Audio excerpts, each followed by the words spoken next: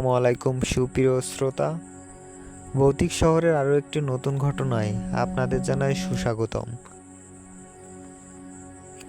আজকে আমরা আপনাদের সাথে একটি কালো জাদুর ঘটনা শেয়ার করব। আশা করি আপনারা সম্পূর্ণ ঘটনাটি শুনবেন। তাই দেরি না করে চলুন আমরা সরাসরি ঘটনায় চলে যাই। আজকের ঘটনাটি ব্ল্যাক ম্যাজিক কেন্দ্রিক।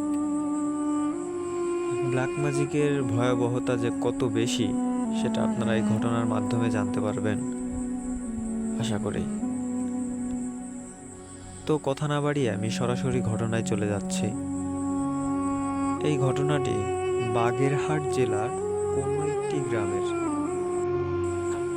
আমরা ঘটনায় চরিত্রগুলোর ছদ্মনাম ব্যবহার করার চেষ্টা করব।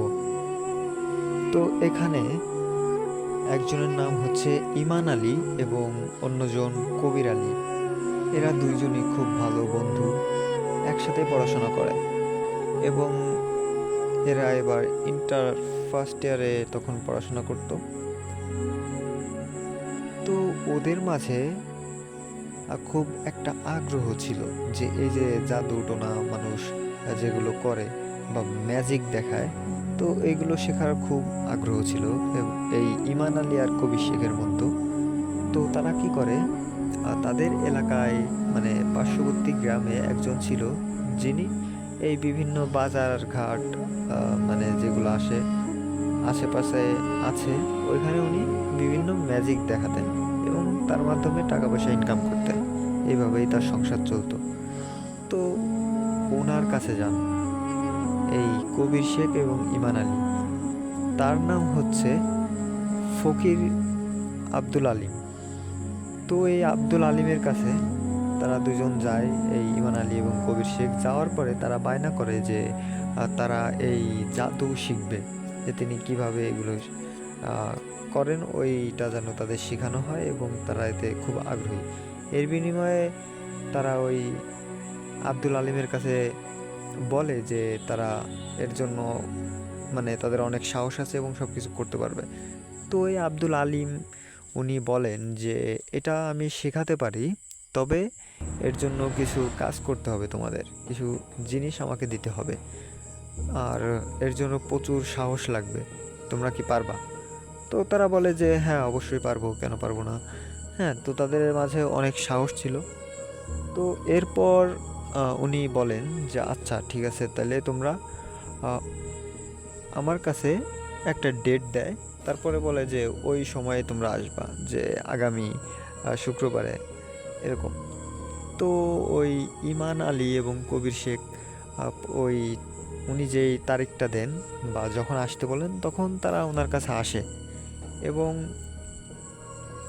আসার পরে তো তখন ওই কবিরাজ ওই যে ইমান আলী এবং কবির শেখ ছিল তাদের উদ্দেশ্য করে বলেন যে তোমরা এখন আমাকে কিছু জিনিস সংগ্রহ করে দিবা, এটার মাধ্যমে আমি তোমাদের এই জাদুগুলো করতে সাহায্য করব বা শেখাতে সাহায্য করব বা শিখিয়ে দেবো, এরকম উনি বলতেছিলেন। তো বলে যে কি কি করতে হবে আমাদের। তো উনি বলেন যে আমাবস্যার মধ্যে মানে সামনের আমাবস্যার মধ্যে কবরস্থান থেকে একটি আত্মহত্যা করা লাশের কিছু অঙ্গ প্রত্যঙ্গ নিয়ে আসতে হবে। তো উনি বলেন যে এটা আমরা কোথায় পাবো, মানে কই পাবো এখন, যে কিভাবে জানবো কোথায় আত্মহত্যা করে কোনো মানুষ মারা গেছে বা তার কবর হয়েছে, সেখান থেকে কবর খুঁড়ে নিয়ে আসবো। তো কবিরাজ বলেন যে তোমাদের কিছুই করতে হবে না, আমি তোমাদের বলে দেবো, তোমরা তারপরে আসবা, এরপর আমি বলে দেবো যে মানে কোথায় থেকে কি করতে হবে, তোমরা ওখান থেকে নিয়ে আসবা। তো তারা দুজন বলে ঠিক আছে। এরপরে তারা দুজন চলে আসে সেখান থেকে এবং আসার পর কিছুদিন কেটে যায়। কবিরাজ একজনের মাধ্যমে তাদেরকে খবর পাঠায়। এরপর তারা দুজন আবার কবিরাজের কাছে যায়। কবিরাজ তখন বলে যে একটা স্থানের নাম বলে তাদের 2 গ্রাম পরেই, যে ওইখানে একটা আত্মহত্যা করা লাশের কবর আছে, মানে একজন মারা গেছে, তো তোমরা সেখানে যাবা এবং যাওয়ার পরে ওই লাশের যে পাঁজরের 2টা হাড় ওই 2টা তোমরা কেটে নিয়ে আসবা। তো এরপরে ইমান আলী এবং ওই কবির শেখ ওনারা দুজন ওই দিন রাতের অন্ধকারে সেখানে রওনা দেন। তো এর আগে কবিরাজ ওনাদের বলে দেয় যে এখানে যাওয়ার জন্য কিন্তু প্রচণ্ড সাহসের প্রয়োজন হবে, আর তোমরা কোনো অবস্থাতেই ভয় পাওয়া যাবে না, আর অজ্ঞান তো কোনো অবস্থাতেই হওয়া যাবে না, তাহলে কিন্তু তোমরা তোমাদের মৃত্যু ঝুঁকি থাকতে পারে। তো এটা বলে তাদের কাছে দুইজনের কাছে 2টা তাবিজ দিয়ে দেন উনি, যে এগুলো হাতের সাথে বেঁধে রাখতে হবে, কোনো অবস্থাতেই খোলা যাবে না। আর তোমাদের দূর থেকে হয়তো বা অনেক কিছু দেখবা, ভয় পাবা, ভয় দেখানোর চেষ্টা করা হবে, কিন্তু তোমরা সেখানে ভয় পাবা না, যেহেতু তোমাদের কাছে এই তাবিজ আছে, ওরা তোমাদের কোনো ক্ষতি করতে পারবে না। তো এটা শোনার পর ওই ইমান আলী এবং কবির এরা দুইজন রওনা দেয় সেই কবরস্থানের উদ্দেশ্যে। তো কিছু সময় যাওয়ার পর তারা কবরস্থানের যে গেট, তখন রাত প্রায় 12টা 30 বা 1টা এর মাঝামাঝি একটা সময়ে। তো ওইদিকে কবরস্থানটা যেহেতু মানে লোকালয় থেকে একটু দূরে ছিল, যার কারণে আশেপাশে কোনো বসত ভিটা ছিল না। শীতের রাত, তো তখন তারা যাচ্ছিল। যখন তারা কবরস্থানের গেটে প্রবেশ করবে, তখন তারা এক মহিলাকে দেখতে পান। মহিলা মানে এক বলতে পারেন 30 থেকে 35 বছর বয়সী, এর মাঝামাঝি একটা বয়সে একজন মহিলা। তো তিনি তাদের বলছেন, ওখানে তিনি চাদর মুড়ি দিয়ে মানে বসেছিলেন গেটের পাশেই, যে বাবারা তোরা ভেতরে যাস না। তো তারা তার কথায় কোনো পাত্তা দেয় না, তারা মনে করে হয়তো বা কোনো পাগল টাগল এরকম টাইপের কেউ হয়তো বসে আছে। তো উনি পিছন থেকে বারবার ডাকতে থাকে যে তোরা ভেতরে যাস না। তো তারপরে ওরা যায় এবং ধারালো কিছু ছুরি বা চাকু নিয়ে যায় ওই লাশের যে পাঁজরের হাড়, ওইটা কাটার জন্য। এরপরে ওই কবিরাজ বলে দিয়েছিল যে একটা নতুন কবর হয়েছে যেটা, ওইটাই। তো এরপর তারা নতুন কবর শনাক্ত করে, যেহেতু ওই দিন চাঁদের আলো ছিল। তারপরে তারা মাটি খুঁড়তে শুরু করে। এক পর্যায়ে যে বাঁশ দেওয়া ছিল কবরের উপর, ওইগুলো সরানোর পর তারা কাফনের ওই পাঁজরের অংশটুকুর ওইটুকু তারা কাটে। কাফনের কাপড় কাটার পর এরপরে ওই যে লাশ ছিল বা মৃতদেহ ছিল, ওইটার পাঁজরের ওইখানে তারা কাটা শুরু করে। এবং তখন মনে হচ্ছিল লাশটা কেমন যেন নড়ছে, তার হাত পা নড়ছে এরকম। তো ওরা দুজন প্রচণ্ড ভয় পায়। পাওয়ার পর তারা ওই একজন যে ইমান আলী, সে বলে যে আমরা কার এই এত বড় একটা ক্ষতি করতেছি, আচ্ছা তার মুখটা একটু দেখা দরকার, মানে তার তো আমরা দেখি নাই কোনো দিন, দেখি একটু।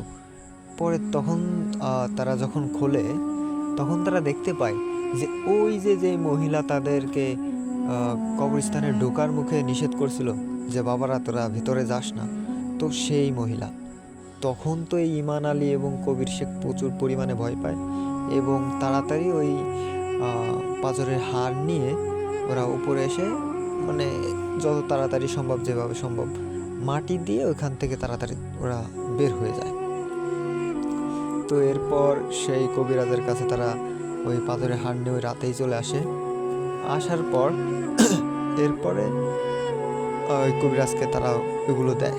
পরে কবিরাজ তাদের টুকটাক জাদু শেখায়, যেমন এই যে একটা কয়েন দিয়ে অনেকগুলো কয়েন বানানো, বা দেখা যাচ্ছে যে একটা ব্লেড মুখের মধ্যে দিছে, তারপরে পানি খাচ্ছে, করছে, এরপর আবার মুখ থেকে অনেকগুলো ব্লেড বের করতেছে, এরকম বিভিন্ন ধরনের তারা কিছু জাদু শেখায় দেয় এবং বলে যে পরবর্তীতে আরও কিছু কাজ আছে, ওইগুলো করার মাধ্যমে তোমরা এর মানে পরবর্তী ধাপে যেতে পারবা, আরও বেশি কিছু শিখতে পারবা। তো তখন তো ইমান আলী এবং কবির শেখের মধ্যে এই যে শেখার যে মানে আগ্রহ, এটা আরও বেশি প্রবল হয়ে যায় এবং তারা সেই শর্তেও রাজি হয়ে যায়। এর কিছুদিন পর যাওয়ার পর ওই যে কবিরাজ তাদের আরও একটা কাজের কথা বলেন। এই কবিরাজ তখন এই ইমান আলী এবং কবির শেখ এই দুজনকে বলে যে একটা মাঠের কথা বলে, যেটা একদম পুরোই ফাঁকা ছিল, ওইখানে আসলে মানে গ্রাম থেকে অনেক দূরে। তো সেখানে যাওয়ার পর তারা দেখতে পাবে যে 2টা লোক, তারা পাগড়ি পরিহিত অবস্থায় ওইখানে বসে কিছু একটা খাচ্ছে। তো এমন অবস্থায় তারা ওইখানে শব্দ না করে কি করবে, ওই ইমান আলী এবং কবির শেখ এই দুইজন ওই যে পাগড়ি পরা যে দুইজন বসে থাকবে ওই দুজনের মাথা থেকে ওই পাগড়ি নিয়ে চলে আসতে হবে। এখন তারা আসলে এই ব্যাপারটা নিয়ে খুবই চিন্তিত হয়ে পড়ে এবং ভয়ও পায় মনে মনে।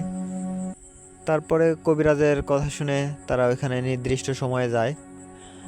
যাওয়ার পর যেহেতু আশেপাশে কোনো বাড়িঘর ছিল না, তারা প্রতিমধ্যে কোনো কিছুই পায় না, তেমন একটা ভয় বা অন্য কিছু। এরপরে যখন তারা ওই মাঠের কাছাকাছি যায় তখন তারা দেখতে পায় দূরে দুইটা অবয়ব বসে আছে। তখন তারা মনে করে যে এই যেই সেই ওই পাগড়ি পরা লোক হবে। এরপর তারা আস্তে আস্তে ওই দিকে যেতে থাকে এবং বেশ কাছাকাছি আসার পর তারা বুঝতে পারে যে ওই যে দুই পাগড়ি পরা লোক বা অবয়ব তারা কিছু একটা খাচ্ছে, মানে ওই মাঠ থেকে কিছু একটা ধরে ধরে নিচ থেকে মানে মাটি থেকে এরপরে মুখে নিচ্ছে। তো তারপরে এই দুইজন যায় এবং যাওয়ার পরে ওই পাগড়ি নিয়ে দুইজনে এক দৌড় দেয়। দৌড় দেওয়ার সাথে সাথে তারা পেছন থেকে শুনতে পায় ওই যে দুই অবয়ব ওরা ভয়ঙ্কর কণ্ঠে বলতেছে যে এ তুই কি করলি।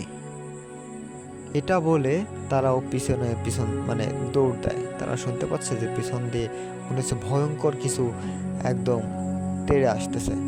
তো এরপর তারা দৌড়াতে দৌড়াতে একটা সময় মাঠ থেকে বেরিয়ে আসে এবং তখন তারা মানে মানব শূন্য, কিন্তু ওই যে মাঠের মধ্যে যাওয়ার যে একটা রাস্তা থাকে ওটার ভিতর তারা চলে আসে এবং ওখানে কিছু গাছপালা আছে রাস্তার পাশে। তো মনে হচ্ছে ওই গাছপালা ভাঙতে ভাঙতে কিছু একটা তাদের পিছনে ছুটে আসছে। তো এরপর দুইজন থেকে আলাদা হয়ে যায় এবং অনেক কষ্টে এই যে ইমান আলী সে ওই কবিরাজের কাছে পৌঁছায় যায়।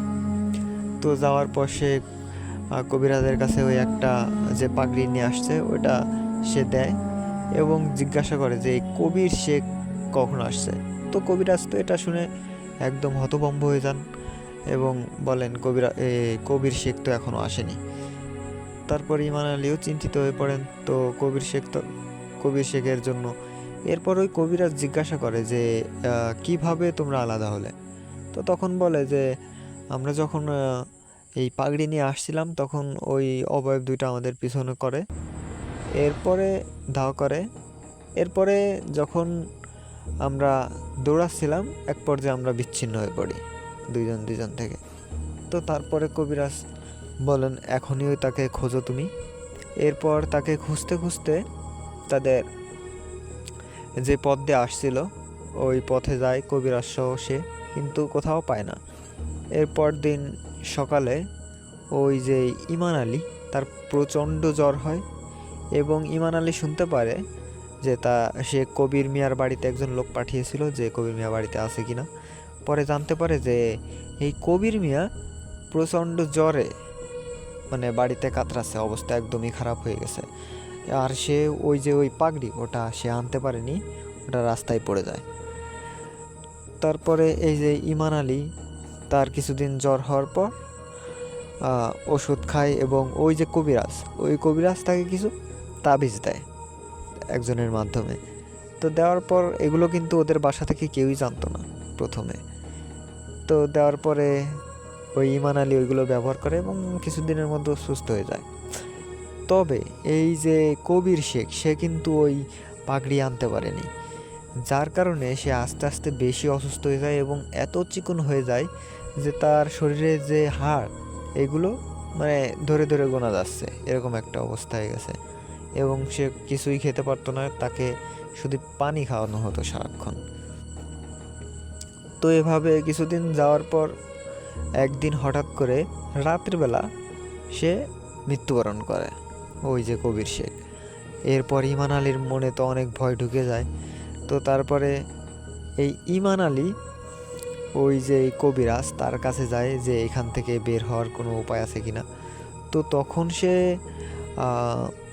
ওই কবিরাজের কাছে যায় বাড়িতে। তো দেখে কবিরাজ বাড়ির বাইরে কিছু একটা করছে, মানে আসন দিয়ে যে ধূপ তারপরে আপনি আর মানে যেই সব জিনিসপত্র প্রয়োজন হয় ওইগুলো নিয়ে সে ওইগুলো এক এক জায়গায় রেখে সেগুলো ঠিকঠাক করছে। তো এমন সময় যে ইমান আলী ওই কবিরাজের কাছে যায়, যাওয়ার পরে ওই কবিরাজ তাকে দেখেই বলে যে তোমার সাথে আমি পরে কথা বলছি, তুমি ঘরের ভিতরে যাও, আর বাইরে যা কিছু হয়ে যাক না কেন তুমি বাইরে আসবা না। তো এরপর ও ওই যে ইমান আলী সে কবিরাজের ঘরের মধ্যে যায় এবং গিয়ে তার যেই বসার জায়গা ছিল চৌকি বা খাট তার উপর বসে। তো এমন সময় সে কিছুক্ষণ পরে একটা শব্দ শুনতে পায়। আর বলে রাখা ভালো, কবিরাজের বাড়ি ছিল একটা মানে ফাঁকা জায়গায়, গ্রামে কিন্তু মানে বাড়ি ঘর থেকে অনেক দূরে। তো এর কারণে তার বাড়ির আশেপাশে কোনো বাড়িঘর ছিল না। তো তখন ওই যে ইমান আলী উনি তো ঘরের মধ্যেই বসে আছে আর বাহিরে কবিরাজ তার কর্মযজ্ঞ করছে। তো এমন সময় দেখা যায় কবিরাজ কিছু একটা নাম বলে মন্ত্র পড়তে থাকেন। তো এরপর দেখা যায় কিছু সময় পার হওয়ার পরেই ধূপধাপ ধূপধাপ এরকম একটা শব্দে কোনো একটা জিনিস আসছে সেরকম মনে হচ্ছে। ইমান আলী ঘর থেকে টের পাচ্ছেন। তো আস্তে আস্তে ওই অন্ধকারের মধ্যেও দেখা যায় আমরা অনেকেই শিম্পাঞ্জি চিনি, ওরকমই, কিন্তু এটা শরীর অনেক বড় আর চোখগুলো পুরো লাল টকটকে, মনে হচ্ছে আগুন বেরিয়ে আসতেছে এরকম একটা অবস্থা। এবং এর শরীরে আপনার যেই লোম জাতীয় একটা জিনিস, এটা পুরো শরীর একদম মুখে ভর্তি, আর প্রাণীটি ছিল পুরোই কালো। ওইটা আসে কবিরাজের সামনে এবং বসার সাথে সাথে ওই কবিরাজের মাথা ধরে একটা টান দিয়ে ছিঁড়ে ফেলে এবং তার হাত পা সবগুলো টান দিয়ে সে মুহূর্তের মধ্যেই ছিঁড়ে ফেলে। এবং ফেলার পরে ওই যেই প্রাণীটা বা যেই জিনটা এসেছিল ওইটা আবার ওর বাড়ি থেকে বের হয়ে যায়। তো এইটা দেখে তো ইমান আলীর একদম অবস্থা খারাপ হয়ে যায়। তো সে চিৎকার করবে না কি করবে সে কিছুই বুঝতে না পেরে অজ্ঞান হয়ে যায়। এর পরের দিন সকালবেলা ওই মাঠের দিকে যেসব কৃষক যাচ্ছিল মাঠের কাজ করতে, তো তারা ওই বাড়ির বাহিরে এই কবিরাজের ছিন্ন ভিন্ন দেহ দেখতে পায়। তো দেখার পরে এটা তো গ্রামের মানুষকে জানানো হয়, আরও মানুষ আসে। তারপরে এটা সবাই দেখে যে কি হয়েছে ঘটনাটি। তো তারা সবাই বুঝতে পারে যে এটা কোনো মানে মানুষের কাজ না, কোনো মানুষই এত নৃশংসভাবে কাউকে হত্যা করতে পারবে না। তো তারপরে এরা ওই ঘরের মধ্যে যখন যায় তখন তারা দেখতে পায় যে এই যে ইমান আলী সে অজ্ঞান হয়ে পড়ে আছে। এরপর তো তাকে বাড়িতে ধরে আনা হয়। তো তখন তাদের বাড়ি থেকেও বুঝতে পারে যে কিছু একটা হয়েছে, যে তার ছিল হয়তো বা ব্ল্যাক ম্যাজিক শিখতে গিয়ে এরকম অবস্থা যে তার বাড়িতে পাওয়া গেছে। তো এরপর কবিরাজের দাফন কাজ সম্পন্ন করা হয়, কবর দেওয়া হয়ে যায়। তো এই যে ইমান আলী সে তো প্রচণ্ড ওই দিন ভয় পায়, যার কারণে সে আগে থেকেই ভয় পেয়েছিল। এরপরে ইমান আলী বাড়িতে থাকে, তারও প্রচণ্ড জ্বর হওয়ার পরে আস্তে আস্তে সেও মানে একদম চিকন হয়ে গেছে, যে তার একদম কঙ্কালসার দেহ যেটা বলে, যে মনে হচ্ছে শরীরে কোনো মাংস নাই, শুধু একটা চামড়ার আবরণ রয়েছে, এরকম একটা অবস্থা। তো এই ইমান আলী প্রতিদিন রাতে স্বপ্ন দেখত যে কেউ তাকে এসে নিয়ে যাচ্ছে। এটা তার পরিবারকে সে জানায়, মানে সে কথা বলতে পারতো মানে অনেক কষ্টে। তো প্রতিদিন জানানোর পর তার পরিবার এর আগে অনেক কবিরাজ দেখায়, ডাক্তার দেখায়, কিন্তু কোনো কিছুতেই কাজ হয় না। এরপরে তার এক বড় আলেম বা পীর এরকম একজন আল্লাহওয়ালা তার কাছে যান যে এই ঘটনার মানে সুরাহা করার জন্য। তো তখন উনি বলেন যে আচ্ছা ঠিক আছে, আমি আপনাদের বাসায় যাব, গিয়ে তারপর আমি বলতে পারবো বিস্তারিত। তো তখন ওই হুজুর তাদের বাসায় আসে এবং আসার পরে সে ওই যে ইমান আলী তাকে দেখে এবং তিনি দেখেই বুঝতে পারেন যে আসলে সমস্যা কী। এরপরে তিনি বলেন যে আপনারা সবাই এই বাসার বাইরে চলে যান, আমি এই ভিতরে শুধু ইমান আলীর সাথে থাকবো কিছুক্ষণ, তারপরে আমি জানাচ্ছি আপনাদের যে আসলে সমস্যা কী বা এর থেকে পরিত্রাণ পাওয়ার কোনো উপায় আছে কি না। তো তখন হুজুর ওই ইমান আলীকে নিয়ে ভিতরে থাকেন এবং হুজুর তখন ওই ইমান আলীর সাথে থাকা মানে যে জিন তাকে এই অবস্থা করছে বা কষ্ট দিচ্ছে তার সাথে যোগাযোগ করার চেষ্টা করেন, তবে তিনি ব্যর্থ হন। এরপর ওই হুজুরের সাথে অনেকগুলো জিন ছিল যেগুলো ওনাকে সবসময় সাহায্য করত। তিনি ওই জিনদের পাঠান তার বিষয়ে খোঁজ খবর আনতে। তো তখন এই জিন কিছুক্ষণের মধ্যে চলে আসে এবং হুজুরকে তথ্য দেন। তখন হুজুর ওই যে বাড়ির লোক পরবর্তীতে তাদের জানান যে ঘটনাটা এমন, ওই যে প্রাণী, ওই প্রাণী আসলে কোনো প্রাণী না, ওইটা হচ্ছে এক ধরনের জিন, মানে ইফরিত জাতীয় জিন যারা অনেক শক্তিশালী এবং তাদেরকে আসলে বশ করা খুবই কঠিন। তো এই কবিরাজ উনি আসলে এই যে ইমান আলী এবং কবির শেখের মাধ্যমে উনি ভয়ঙ্কর কালো জাদু করতেন এবং অমরত্ব পাওয়ার জন্য উনি এই যে বিভিন্ন জিন আছে তাদেরকে বশে আনার চেষ্টা করতেন অনেক শক্তিশালী হওয়ার জন্য।